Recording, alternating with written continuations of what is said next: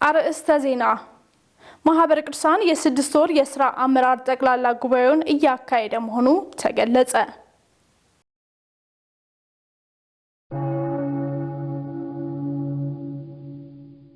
በወላጆች መካከል የሚፈጠሩ የእርስ በርስ አለመግባባቶች በልጆች አስተዳደግ ላይ ከፍተኛ ስነ ልቦናዊ ጫናን እንደሚያሳድሩ ተገለጸ።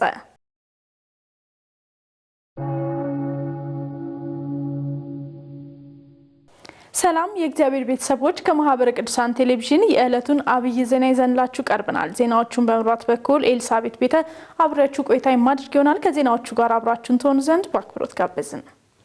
ማህበረ ቅዱሳን የስድስት ወር የሥራ አመራር ጠቅላላ ጉባኤውን እያካሄደ መሆኑ ተገለጸ።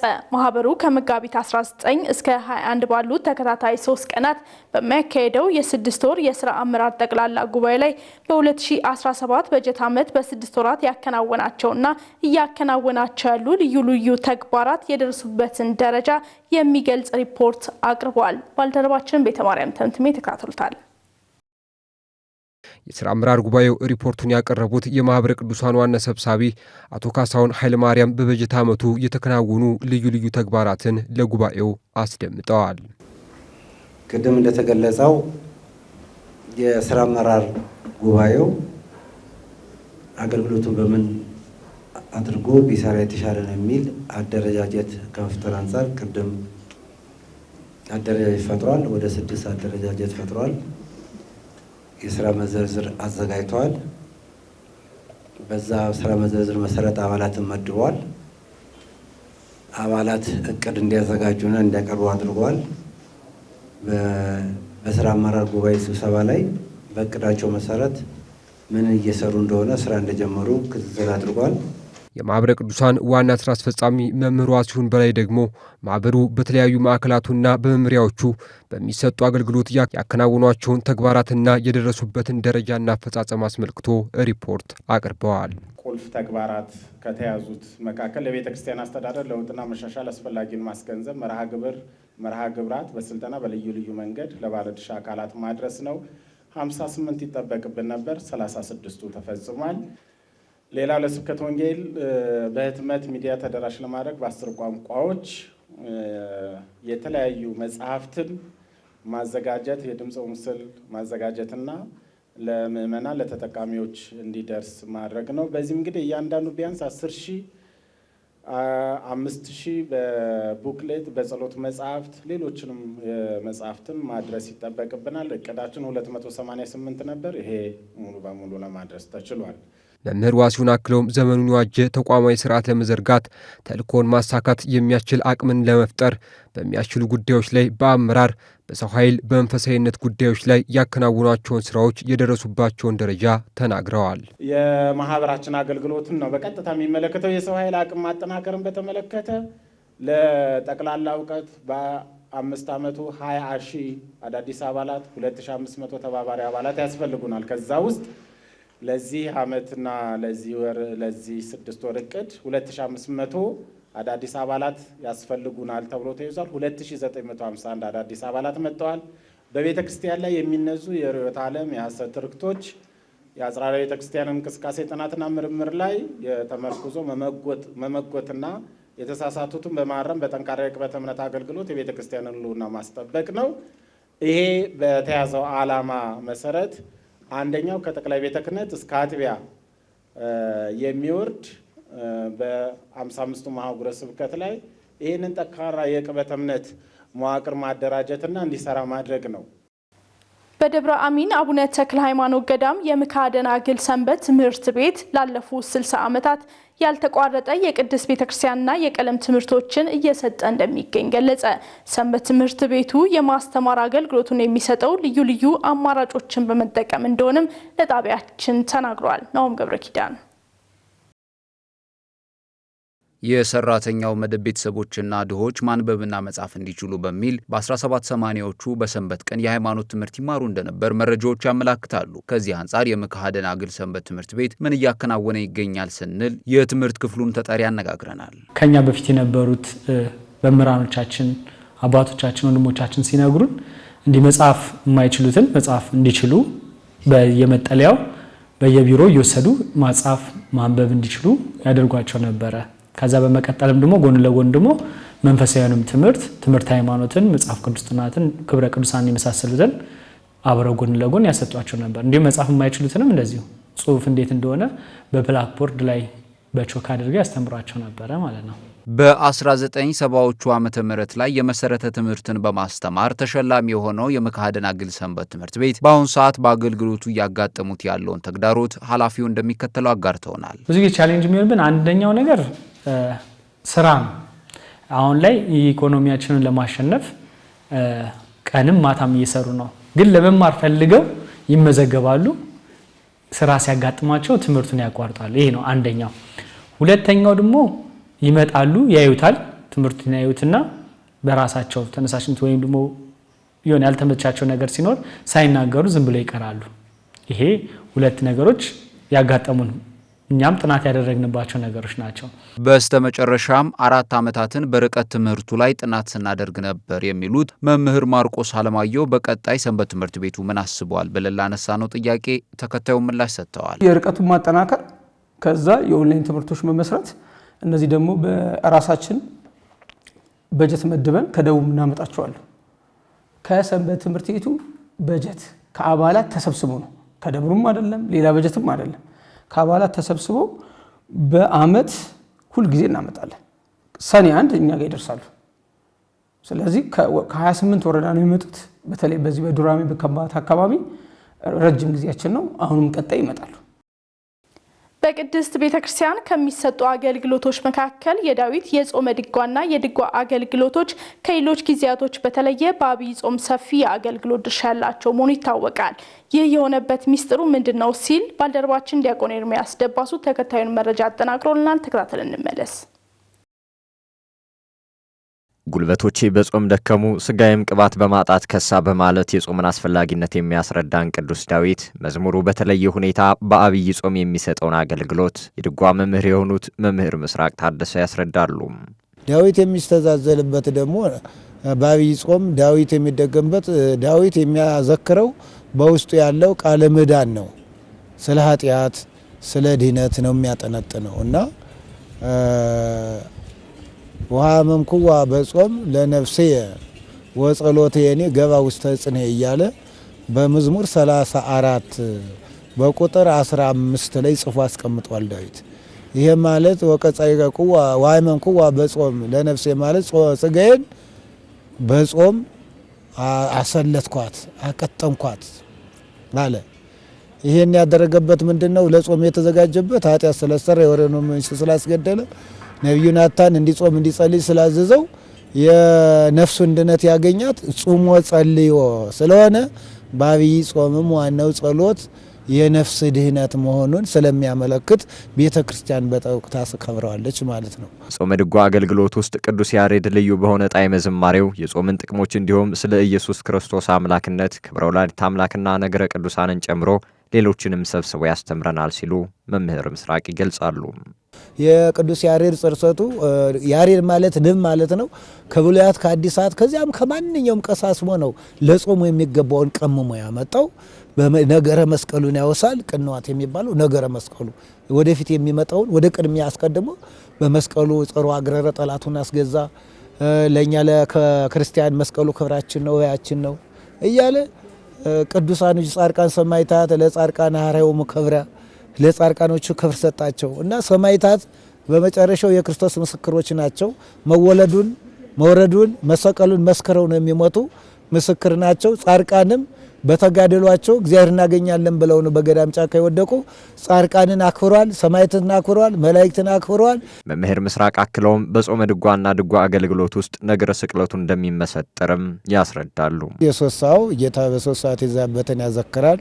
የስድስት ሰዓው ጾመ ድጓ የተሰቀለበትን ያዘክራል፣ ያስባል፣ ማሳሰቢያ ነው። የዘጠኝ ሰዓቱ ጾመ ድጓ ደግሞ ጸአተ ነፍሱን ያሳስባል ማለት ነው ባጭሩ ስንል። ስለዚህ ነው በአብይ ጾም በሰፊው ጾመ ድጓ የሚቆም። ለሀገር ሰላምና አንድነት የቤተክርስቲያን ጸሎትና ትምህርት ከፍተኛ መሆኑ ተገለጸ።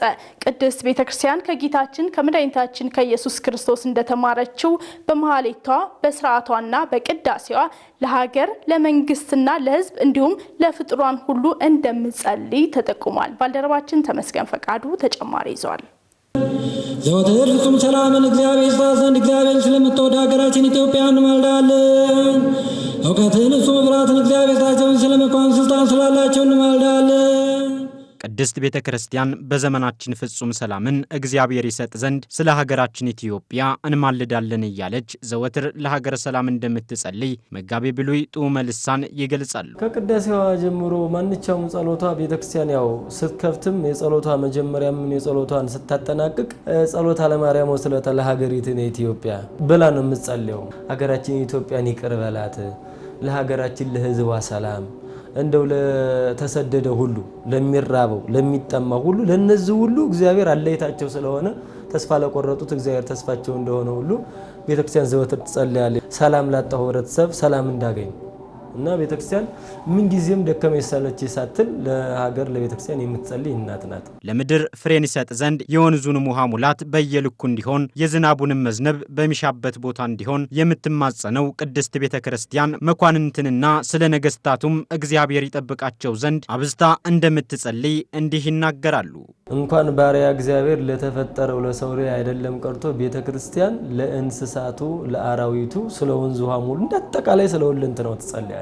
ሀገር በሰላም እንድኖር ስለ ሰላም ስለ ሀገር ሰላም ትጸልያለች። አድን እግዚኦ ዛታ ሀገረ ወካላ አተኒ አህጉረ ወባውርተ ጌታው ይችን ሀገር ጠብቃት ይቅር በላት። እግዚኦ ተሳል በበይከ በምሕረት በቸርነት ሀገራችን ሰላም አድርግልን አንተ ይቅር በለን እያለች ስለ ጳጳሳቱ ስለ ነገስታቱ ከታችም ስላለው በየደረጃው ስላለው እንኳን በህይወት ስላለው በሞት ስላለው የምትጸልይ ቤተክርስቲያን ፍቅርን የምታስተምር አንድነትን የምታስተምር ዕውቀትን ትትናን መከባበርን የምታስተምር ቤተክርስቲያን። በአጠቃላይ ቅድስት ቤተክርስቲያን በቤቷ ስላለው ምእመናን ብቻ ሳይሆን ለዓለም ሁሉ የምትጸልይ መሆኗን መጋቤ ብሉይ ገልጸዋል። በሰማይ ያለች በምድር የተገለጠች አካሏ ሰማይ የሆነላት ናት። ስለዚህ እቺ እናት ቤተክርስቲያን ሳታዳላ ሁሉም የእግዚአብሔር ፍጥረት ስለሆነ ለሁሉ ነው የምትጸልየው።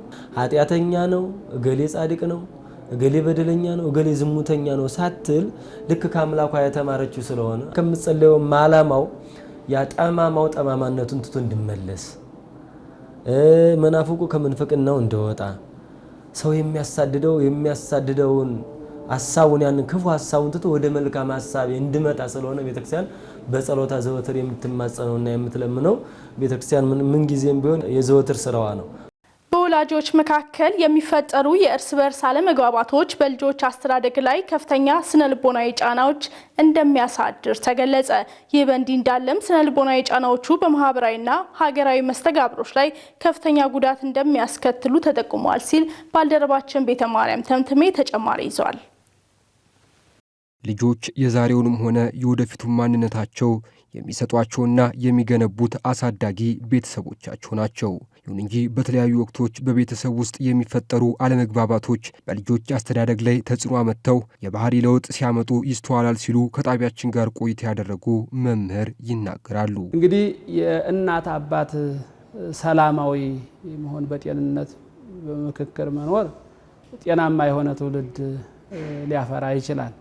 ከዚህ ውጪ ሆነ ከሆነ ግን ያው ክፉ ዛፍ ክፉ ፍሬን ያፈራል እንደሚባለው ሁሉ የእናት የአባት ሰላም አለመሆን ጤናማ አለመሆን አለመደማመጥ ደግሞ የማያዳምጥና በአይምሮውም ሆነ በአስተሳሰቡም ጤናማ ያልሆነ ትውልድ እንዲያፈራ ያደርጋል ማለት ነውና ቀላል አይደለም። መምህሩ አክለውም በወላጆች መካከል በሚፈጠሩ ችግሮች የልጆች አስተዳደግ ጤናማ እንዳይሆን ከማድረግም ባሻገር በሀገራዊና ማህበራዊ መስተጋብር ላይ ተጽዕኖ የጎላ መሆኑንም ይገልጻሉ። የእናቱን ፊት የአባቱን ፊት እያየ በማደግ ፋንታ የእናቱን ምክር የአባቱን ምክር እያየ በማደግ ፋንታ ከነሱ አለመስማማት የተነሳ ልጁ ምን ይሆናል? ውጭ አዳሪ ይሆናል፣ ውጭ ተመልካች ይሆናል፣ ውጭ ናፋቂ ይሆናል። ያ ደግሞ ከዚያ እንደዚህ ከእናት ከአባቱ እቅፍ ወጥቶ በትምህርተ እግዚአብሔርና በምክር በተግሳጽ ማደግ ሲገባው ውጪ የሚያድግ ከሆነ ደግሞ እንግዲህ እንደ ሀገርም ለሀገር እንደ ቤተሰብ ለቤተሰብ እንደ ማህበረሰብም ለማህበረሰብ ዕዳ ይሆናል ማለት ነው። ሆኖም ይህንን ችግር ለመፍታት ወላጆች በልጆቻቸው ፊት ሊያደርጓቸውና ሊያከናውኗቸው የሚገቡ ተግባራትን መለየት ይኖርባቸዋል ያሉት መምህሩ ቤተሰቦች ሊያደርጓቸው የሚገቡትን ጥንቃቄዎች ጠቁመዋል። ሰው እንደ ክርስትናና እንደ ቤተ ክርስቲያን መኖር ከቻለ እንኳን ለልጆቹ ራሱን ጤናማ ሆኖ መኖር ይችላል ማለት ነው። ለቤተሰቡ የሚተርፍ ጸብ፣ ክርክር፣ ቁጣ፣ ጭቅጭቅ አይኖርም እንደ እግዚአብሔር ቃል መኖር ከቻለ ማለት ነው። ስለዚህ እንደ እግዚአብሔር ቃል መኖር አለመቻላችን ደግሞ በቅድሚያ ለልጆቻችን ይደርሳል፣ ቀጥሎ ለጎረቤት፣ ቀጥሎ አሁን እንደ ሀገር የምናየው ነገር የሚነሳው ከቤተሰብ ነው። ኦርቶዶክሳውያን በተሰማሩባቸው የስራ መስኮችና በየትኛው ማህበራዊ ህይወት ላይ የተሰጣቸውን ኃላፊነት በመወጣት በታማኝነት ሊያገለግሉ እንደሚገባ ተነገረ። በተሰጠው መክሊት በታማኝነት ያላገለገለ ኦርቶዶክሳዊ አምላኩን እያሳዘነ መሆኑን ሊገነዘብ እንደሚገባም ተጠቅሷል ሲል ባልደረባችን ተመስገን ፈቃዱ ዝርዝር ይዟል። አምላካችን መድኃኒታችን ኢየሱስ ክርስቶስ ለሁሉም እንደየአቅሙ መክሊትን አድሎናልና ምእመናን በተሰማሩበት ሁሉ ለእግዚአብሔር ታማኝ አገልጋይ ሊሆኑ ይገባል ይላሉ ቀሲስ ያሬድ መኮንን። በዚህ ምድር ላይ ሁላችንም የመጣ ነው አንድ ትልቅ ኃላፊነት ይዘን የመጣ ነው። ያ ማለት ለእግዚአብሔር ታማኝ በመሆንና ለምንሰራው ስራ ታማኝ ልንሆን ይገባናል ማለት ነው። ያ ማለት በትንሹ ስራችን ታማኝ ከሆን እግዚአብሔር አምላክ ደግሞ በትልቁ መንግስተ ሰማያት ትልቅ ክብር ይሰጣል ማለት ነው። ስለዚህ እያንዳንዳችን በተሰጠን ኃላፊነት ለአንደኛው የማስተማር ጸጋ ሊሆን ይችላል፣ አንደኛው በገንዘቡ መልካም ስራ እንዲሰራበት የሰጠው ጸጋ ሊሆን ይችላል፣ አንደኛው ደግሞ የሥራ ኃላፊ ሆኖ ኃላፊነቱን በአግባብ እንዲወጣ የሰጠው ስጦታ ሊሆን ይችላልና በእነዚህ ሁሉ ታማኝ አገልጋይ ልንሆን ይገባናል ማለት ነው። በአዲስ አበባ ተዘዋውረን ያነጋገርናቸው ምእመናንም ታምነው በማገልገል ስላገኙት ጥቅምም እንዲህ ሲሉ ይናገራሉ። ታማኝ ሆኜ በማገልገል እግዚአብሔር በሌላም በትምህርቴም በሌላም ነገር በቤተሰብ በህይወቴም በብዙ ነገር እግዚአብሔር ረድቶኛል። ያው የተሰጠኝን ስራ በኃላፊነት እወጣለሁ። ያው በታማኝነት እርካታ ታገኛለህ። የራስ የግል እርካታ ይኖራል። ሰው ደስተኛ ሲሆን አንተም ደስተኛ ትሆናለህ። ታምኜ ማገለግል ሰው ነኝ። ታምኜ በማገልገሌ ብዙ ነገር አግኝቻለሁ፣ ስጦታ አግኝቻለሁ፣ ሽልማት አግኝቻለሁ። በተሰጠን መክሊት መልካም የማናደርግበት ከሆነ መክሊቱን ቆፍሮ የቀበረው ሰው ጣፈንታ ይደርስብናል በማለት መልእክታቸውን አስተላልፈዋል። የተሰጠንን ስልጣን የተሰጠንን ኃላፊነት ያለንን አቅምና ችሎታችንን ታሳቢ አድርገን ለመልካም የማንሰራው ከሆነ መክሊቱን መሬት ቆፍሮ የቀበረውን የሱን አይነት አካሄድ የምንሄድ ከሆነ እሱ ከገባበት ጻፈንታ ነው የምንገባው። ስለዚህ በዚህ ምድር ላይ በተሰጠችን ኃላፊነት በአግባብ የማንወጣ ከሆነ ነፍሳችን ከስጋችን ተለይታ ወደ እግዚአብሔር ዘንድ በምንሄድበት ሰዓት ላይ እያንዳንዳችን የምንጠየቃ ጥያቄ አለች። ያችን ጥያቄያችንን ለመመለስ አሁን ታማኝ አገልጋይ ሆነን መስራት አለብን። ከውጭ ወዳገኘነው ዘገባ ስንሸጋገር ብፁዕ ቅዱስ ፓትርያርክ ማር አግናጢዮስ ኤፍሬም ሁለተኛ ለማላንካራ ካቶሊክ ቤተክርስቲያን ተወካዮች የእራት ግብዣ ማድረጋቸውና ሌሎች መሰል ሳምንታዊ መረጃዎችን ባልደረባችን ናሆም ገብረ ኪዳን ይዞልን ይቀርባል። ብፁዕ ቅዱስ ፓትርያርክ ማር አግናጢዮስ ኤፍሬም ሁለተኛ የማላንካራ ካቶሊክ ቤተክርስቲያን ተወካዮችን እራት የጋበዙት በዚሁ ባሳለፍነው ሳምንት ነበር። የሶሪያ ኦርቶዶክስ ቤተክርስቲያን ያሰናዳችው የግብዣ መርሃ ግብር እንደ አውሮፓውያን አቆጣጠር መጋቢት 24 ቀን 2025 በመንበረ ፓትርያርክ መኖሪያ ቤት ተከናውኗል። ብፁዕ ወቅዱስ ማር አግናጢዮስ ዮሴፍ ሳልሳዊ፣ ብፁዕ ካርዲናል ማር ባስሊዮስ ክሌምሲ የማላንካራ ካቶሊክ ቤተክርስቲያንን ወክለው በሶሪያ ተገኝተዋል። በርካታ ሊቃነ ጳጳሳትን ያካተተው የሶሪያ ቤተክርስቲያን ዓለም አቀፍ የቅዱስ ሲኖዶስ አባላት ከተለያዩ አብያተ ክርስቲያናት ተወካዮችና ከባለስልጣናት ጋር በመሆን ተገኝተዋል። ብፁዕ ካርዲናል ማር ባስሊዮስ ክሌምሲ ወንድማዊ ፍቅራቸውን በመግለጽ የሁለቱን አብያተ ክርስቲያናት ግንኙነት አስመልክተው ለምዕመናን የአንድነት ጸሎት አድርገዋል። ሁለቱ አብያተ ክርስቲያናት የወንድማማች ፍቅራቸውን ለማሳየት እንዲሁም ስጦታ ተለዋውጠዋል። መረጃውን ከቤተ ክርስቲያኒቱ ማህበራዊ ገጽ ላይ ተመልክተናል። በማህበረ ቅዱሳን አውሮፓ ማዕከል የጀርመን ንዑስ ማዕከል ልዩ የዲያቆናት ሴሚናሪ አካሄደ። ፍራንክፈርት በሚገኘው በምስካየ ሕዙናን መድኃኔዓለም ቤተክርስቲያን ለ2 ቀናት በተዘጋጀው ሴሚናር ላይ ከተለያዩ አጥቢያ ቤተክርስቲያናት የተውጣጡ ከ20 በላይ ዲያቆናት ተሳትፈውበታል ነው የተባለው። መርሃ ግብሩ በዋናነትም ሚስጥረ ስጋዌን ማዕከል በማድረግ ዲያቆናቱ በነገረ ክርስቶስና መሰል ጉዳዮች ላይ ጠንካራ መረዳት ይኖራቸው ዘንድ የተዘጋጀ ሴሚናር ስለመሆኑ ተጠቁመዋል። ዲያቆናቱም ጥሩ ዕውቀት እንደገበዩ በመግለጽ ተመሳሳይ መርሃ ግብራት ተጠናክረው መቀጠል እንደሚገባቸው አንስተዋል። በተያያዘ መረጃም የጀርመን ንዑስ ማዕከል በነገረ ክርስቶስና ተያያዥ ጉዳዮች ላይ የዲያቆናት ሴሚናሪ ማካሄዱ ተገልጿል። መረጃውን በማህበረ ቅዱሳን የጀርመን ንዑስ ማዕከል አድርሶናል። ተመልካቾቻችን ዜናዎቻችን እንደቀጠሉ ይገኛሉ። ጌታችን መድኃኒታችን ኢየሱስ ክርስቶስና ቅዱስ አልዓዛርን የተመለከተ ታሪክ በተከታይነት ይቀርብልናል። በዚህ ዕለት የክብር ባለቤት ጌታችን ኢየሱስ ክርስቶስ ከሙታን ለይቶ ወዳስነሳው ወደ አልዓዛር ቤት ከደቀ መዛሙርቱ ጋር ሄደ። ቅዱስ አልዓዛርና ቤተሰቦቹም በእንግድነት ተቀብለውት ቅድስት ማርታ በጌታችን ፊት ስታገለግል ቅዱስ አልዓዛር ከጌታችን ጎን ተቀምጦ ቅድስት ማርያምም በ300 ዲናር የገዛችውን ሽቱ በጌታችን ላይ አፈሰሰች፣ እግሩንም በጠጉሯ አበሰችው። ይሁን እንጂ በዚህች ቀን ይሁዳ በ300 ዲናሩ ሽቱ አመካኝቶ በጌታችን ላይ አንጎራጎረም። ጌታችን ግን ቅድስት ማርያምን አመሰገናት። እርሷም ለመቀበር ጠብቀዋለች በማለት ስለ ቅርብ ሞቱ አመላከተም። ዳግመኛም ድሆች ሁልጊዜ ከእናንተ ጋር ይኖራሉ፣ እኔ ግን ከእናንተ ጋር አልኖርም በማለት ተሰቅሎ የሚሞትበት ጊዜ ቅርብ መሆኑን አመላክቷል። ቤተ አልዓዛርን የባረከ ጌታችን በቸርነቱ የኛንም ቤት ይባርክልን፣ ከምልጃና ጸሎታቸው በረከትም ያሳትፈን። ተመልካቾቻችን ከዜናዎቹ ጋር አብራችሁ ቆይታ ያደረኩትኝ ኤልሳቤት ቤተ ነበርኩኝ። ለነበረን የአብሮነት ቆይታ ከልብ በማመስገን ቀሪ መርሃ ግብሮች ወደ እናንተ መድረሳቸውን ይቀጥላሉ። ይቆየን።